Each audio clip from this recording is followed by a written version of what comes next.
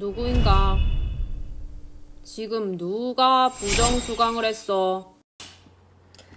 부정수강 하지 마세요. 그리고 과제 꼭 하세요. 알겠죠? 선생님 정말 열심히 준비하고 있어요. 선생님뿐만 아니라 여기 계신 모든 선생님들 정말 밤늦게까지 남아서 열심히 준비하시니까요. 끝까지 그리고 정성을 다해서 여러분이 수강해줬으면 좋겠습니다. 선생님이 왜 이렇게 준비하겠습니까? 뭘 위해서? 여러분들을 위해서예요. 뭔가 하나라도 얻어갔으면 좋겠습니다. 그게 선생님의 유일한 보람이에요. 알겠죠? 지금부터 출발하겠습니다.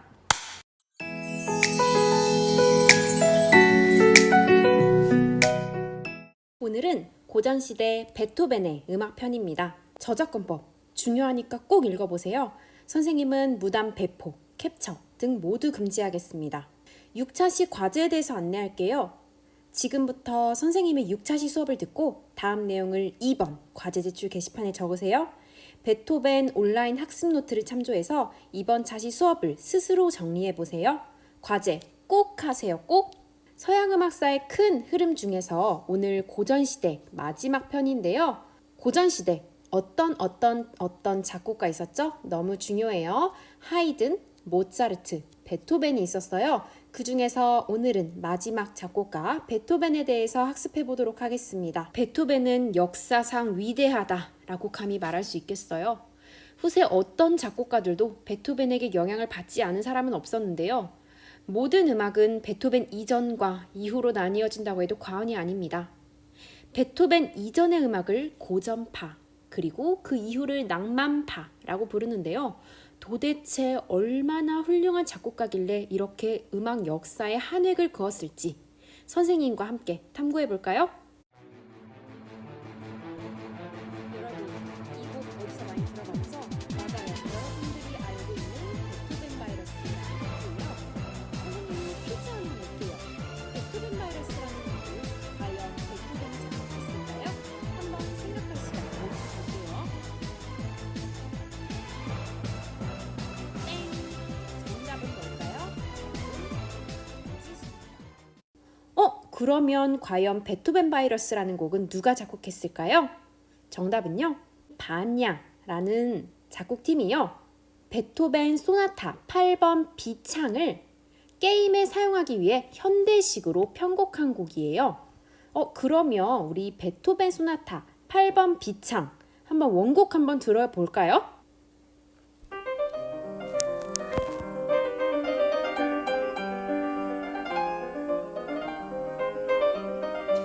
자, 이게 진짜 베토벤이 작곡한 소나타 8번 B창이라는 곡인데요. 한번 베토벤 바이러스와 비교해서 들어볼까요?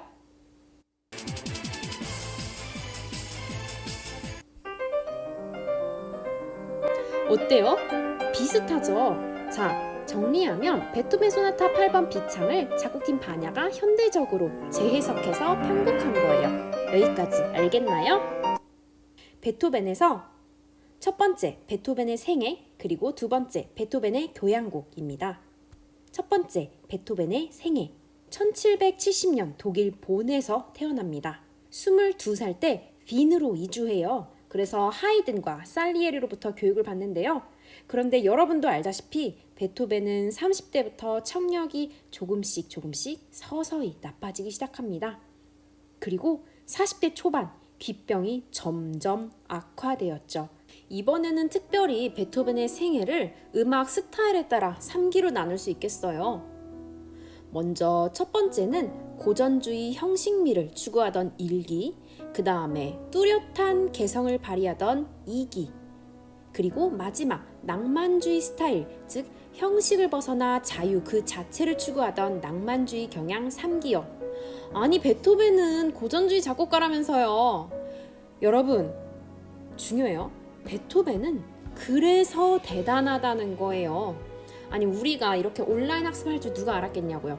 근데 여러분들이 이렇게 그 무거운 문을 열고 교육 역사의 새로운 길을 향해 달려가죠. 베토벤도 고전주의 작곡가지만 틀을 조금씩 탈피하면서 낭만주의를 향해 달려가곤 합니다. 이게 무슨 얘기냐고요? 앞으로 설명하겠습니다. 그리고 베토벤의 생에서 아까 이야기했다시피 1기 때 빈으로 이주했고요. 그 다음에 30대부터 청력이 서서히 나빠지기 시작합니다. 그리고 3기 때 이제 40대 초반인데요. 귓병이 정말 많이 악화돼서 거의 들리지 않은 지경에 이르렀죠. 여러분, 1기에 대해서 조금 더 자세히 설명할게요. 1기가 어떤 시기라고요? 베토벤이 빈으로 이주한 시기예요. 이 사진 선생님이 지난번에 모차르트 학습할 때도 보여줬었죠? 맞아요. 여기가 바로 빈인데요. 슈테판 성당 있는 곳이요. 이때 하이든과 살리에리로부터 교육을 받았습니다. 아까 이야기했다시피 베토벤 1기 특징은 고전주의적 형식미를 그대로 추구했었어요.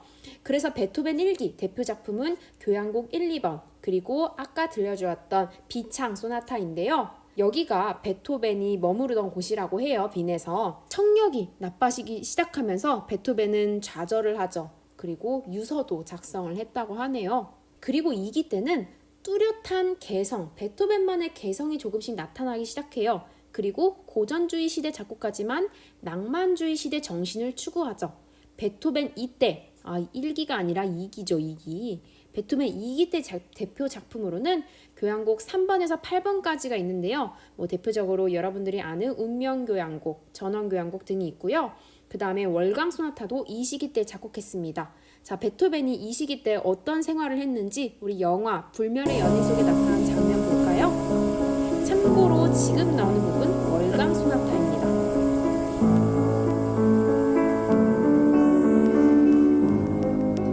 자, 보이다시피 베토벤이 귀가 안 들려서 피아노에 귀를 가까이 댄 채로 소리를 들으며 작곡하고 있어요. 참 대단하고 그리고 한편으로는 안쓰럽고 또 위대하죠.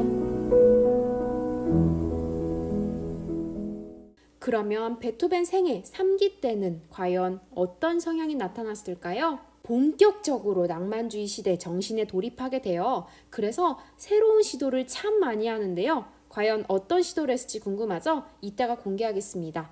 그리고 베토벤 3기 대표 작품으로는 여러분들이 많이 아는 합창교향곡이 있습니다. 영화 카핑 베토벤의 합창교향곡 한 장면 볼까요?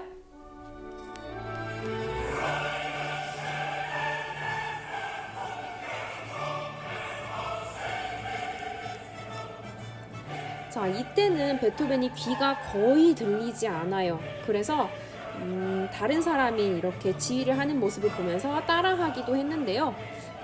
얼마나 대단한가요? 얼마나 멋진가요? 선생님이 지금 듣는 와중에도 소름이 돋네요. 두 번째, 베토벤의 교향곡. 베토벤도 주옥 같은 곡이 참 많아요. 선생님 베토벤 정말 좋아하는데요. 월강 소나타, 비창 소나타, 엘리제를 위하여 등. 시간이 안 되겠죠? 그래서 오프라인 수업 시간에 조금 더 탐구해 보도록 하고요. 오늘은 베토벤의 교향곡, 심포니를 중심으로 학습하겠습니다. 베토벤은 교향곡을 과연 몇 개나 작곡했을까요? 참고로 하이든은 104개, 또는 105개, 109개라고도 해요. 모차르트는 41개 교향곡을 작곡했는데요. 과연 베토벤은 얼마나 많이 작곡했을까요? 정답은 단 9개 작곡했습니다. 베토벤 일 안 했어요? 아니요. 근데 이 9개의 곡들이 정말 하나하나 주옥 같고 멋있습니다. 그리고 여러분들이 들어본 곡이 굉장히 많을 거예요. 그러면 이 9개 곡 중에서 오늘은 4가지 3번, 5번, 6번, 9번 교향곡 학습하겠습니다. 첫 번째, 3번 영웅교향곡. 선생님이 3번 영웅교향곡에 관한 이야기를 하나 들려주려고 해요. 나폴레옹 알고 있죠? 나폴레옹이 조국을 위해 열심히 싸우는 모습에 감동했던 베토벤. 그리고 이 곡을 베토벤이 나폴레옹 헌정곡으로 작곡을 하죠. 근데 나폴레옹이 황제로 즉위했다는 소식을 들었어요. 아니, 나폴레옹은 조국이 아니라 황제가 되기 위해 싸운 것이구나 라고 생각한 베토벤은 실망했어요. 그리고 그 계획을 파기했죠. 아니, 근데 이미 작곡한 곡은 어떡해요? 너무 멋진 곡인데. 그는 원래 제목 보나파르트를 지워버린 채 출판합니다. 그냥 넘버 3번 교향곡으로요. 그리고 후세 사람들이 영웅이라는 이름을 붙이죠. 그래도 나폴레옹을 생각하며 만들었으니까 그 기계가 남아있지 않을까요? 한번 상상하며 잠깐 감상해 보겠습니다. 여러분들은 지금 이 곡을 감상하면서 한 줄 감상평을 학습지에 적어 보세요. 뭔가 첫 부분부터 영웅의 느낌이 강렬하게 느껴지죠?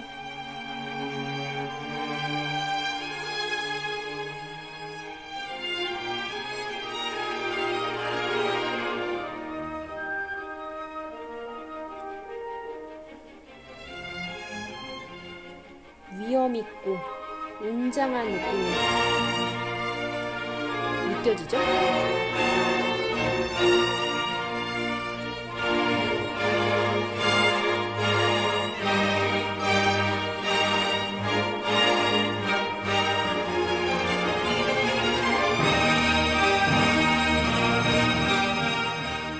두 번째, 5번 운명교향곡. 이 곡은 선생님이 개인적으로 정말 좋아하는 곡이에요. 선생님은 이 곡만 들으면 어떤 고난과 역경도 다 헤쳐나갈 수 있을 것 같거든요. 지금 온라인 수업을 준비하는 시간도 밤 몇 시죠? 거의 10시가 돼가는데 이 곡을 들으니까 다시 열심히 만들 용기가 납니다. 왜 운명이라는 이름이 붙었을까요? 이 곡에는 특징적인 음표 4개가 등장해요. 바로 다들 알죠? 이 4개의 음을 보고 베토벤은 이렇게 말했다고 해요. 운명의 문을 두드리다. 그리고 이 4개 운명 멜로디는 마지막 4악장까지 끊임없이 등장을 하는데요. 마치 누군가가 끊임없이 문을 두드리는 느낌이 듭니다. 그걸 생각하면서 잠깐 감상해 볼까요?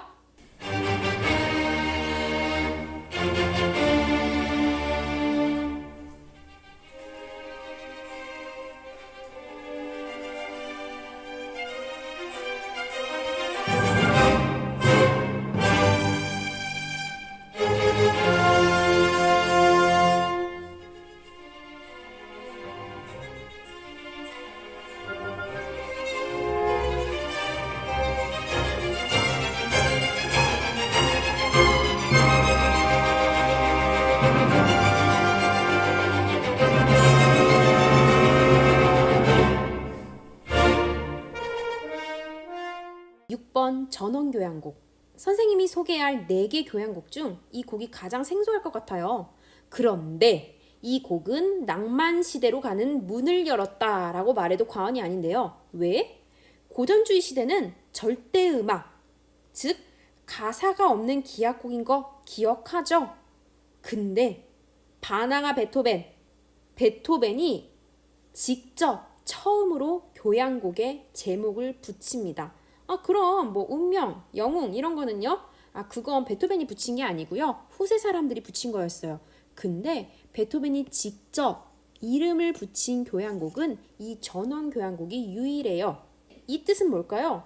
이제 음악 그 자체의 형식미가 아니라 곡 속에 들어있는 내면 세계 표현도 중시해보겠다는 것이죠. 교향곡에도 직접 제목을 붙인 건 베토벤이 최초였어요. 최초의 표제 음악은 전원 교향곡이라는 거예요. 표제 음악의 반대말이 뭘까요? 그러면 절대 음악이 되는 거죠. 전원 하면 뭐가 떠올라요? 이런 배경이 떠오르죠? 이렇게 악장별로 제목도 베토벤이 직접 지었는데요. 그러면 우린 그 중에서 1악장 전원에 도착하여 즐거운 마음 한번 들어볼까요?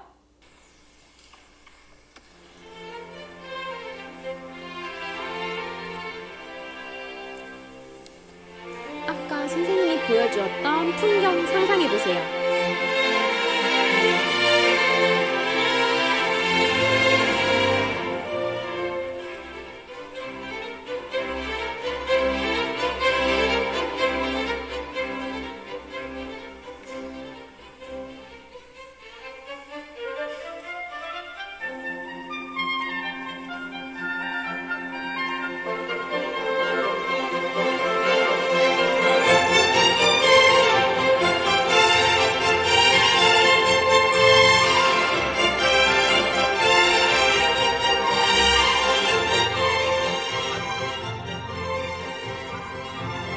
여러분, 연주회장 가서 음악을 들으면 어떻게 감상하는 게 좋을까요? 선생님만의 꿀팁인데요. 선생님은 이렇게 오케스트라 음악을 들을 때 나름대로 혼자서 지휘자가 돼봐요. 그래서 지휘를 하면서 듣는데요. 그렇게 들으면 왠지 모르게 훨씬 더 음악이 신나더라고요. 여러분도 한번 내가 마음속으로 전원에 왔다고 생각하고 지휘를 하면서 한번 감상해 볼까요?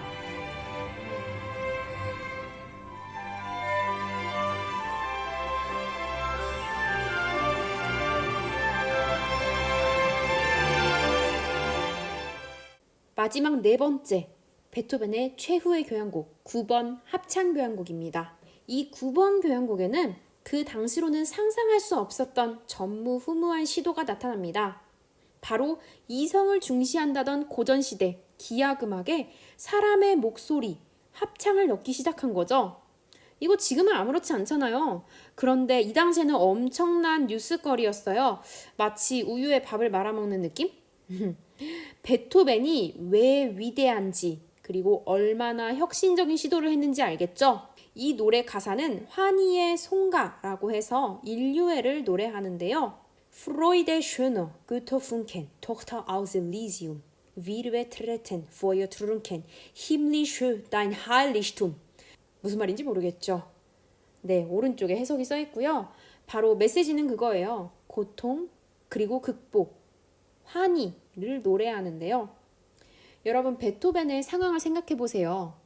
귀가 멀었을 때 그때의 좌절, 그리고 그것을 극복하는 과정. 이 베토벤의 생애를 알고 나면 이 노래가 어떤 심정으로 쓰여져 있는지 여러분들은 짐작할 수 있을 것 같아요. 이 음악은 우선 감상하면서 그 감동을 있는 그대로 느껴보길 바랄게요.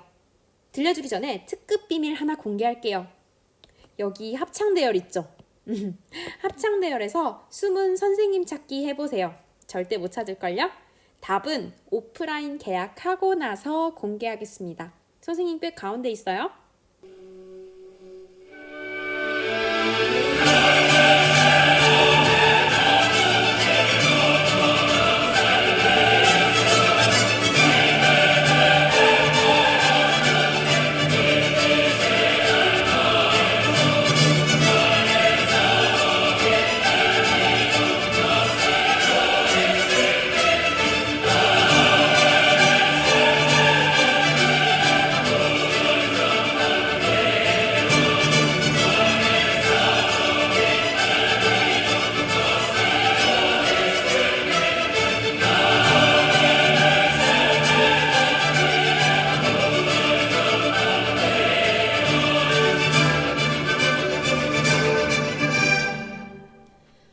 여러분, 이 곡 너무 좋아요. 선생님은 이 곡을 부르면서 그리고 들으면서 얼마나 눈물을 흘렸는지 기억도 안 나는데요. 기억하세요. 베토벤 교향곡 9번 합창 중에 4악장입니다. 여러분, 다른 건 몰라도 이 곡은 처음부터 끝까지 꼭 들어보길 바랄게요. 시간상 조금만 뒤로 넘겨서 마지막 듣고 마무리할게요.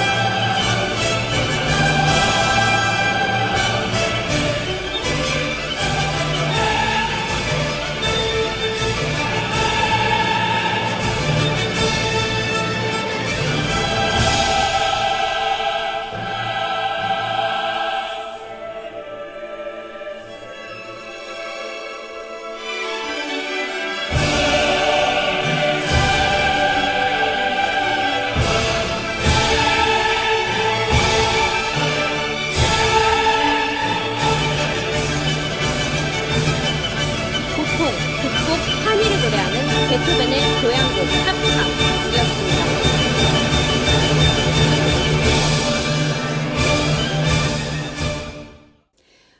운명은 사람에게 인내할 용기를 주었다.